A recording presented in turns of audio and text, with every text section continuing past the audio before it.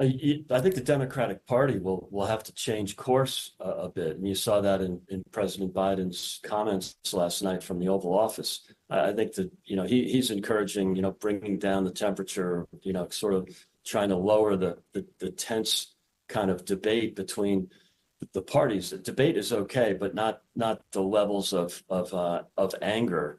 And so I think the Democrat Party will dial it down, and at least in the near term. I can't tell you how long that will last, but I think at least in the near term, that the strategy has to change. Yeah, I mean, there's still a significant run-up remaining then as well as we head towards that poll then in November. Do you think the tones will change, though, from either Joe Biden or then Mr. Donald Trump?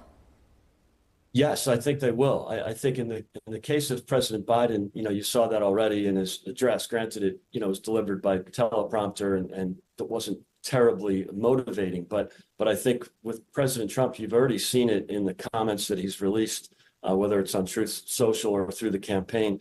He did arrive in Milwaukee last night, and I imagine that he'll be making an appearance today. He's rewriting, or the team is rewriting his campaign speech for Thursday, and it's going to be much less about criticizing President Biden and much more about unity and unifying the country, not just the party.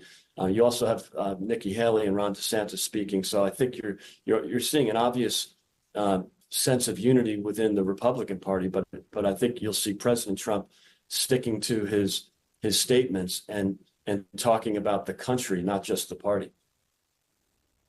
I mean, Greg, how poignant is this, though, for the U.S.'s democracy? I mean, is that somewhat at risk here, or is this how the foundation might be made firmer because unity starts being spoken about a little bit more? Unity starts becoming a severe and ingrained part of the conversation.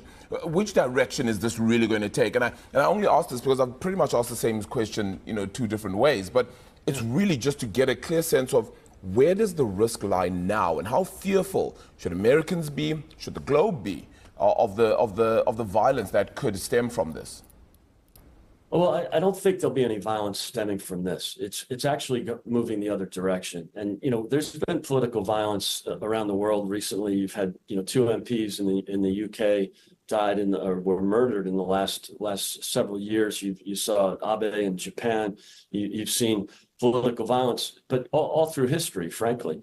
I don't think this is a particularly worrisome point because of this lone gunman on Saturday.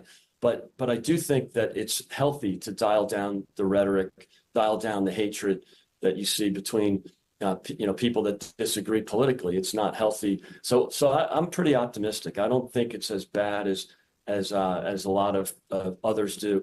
And I haven't seen a lot of examples of political violence in the U.S. except the protests, of course, and then the summer of 2020 riots. But I don't think that this will escalate. And I think both President Biden and President Trump are doing a good job of trying to dial it down. Yeah.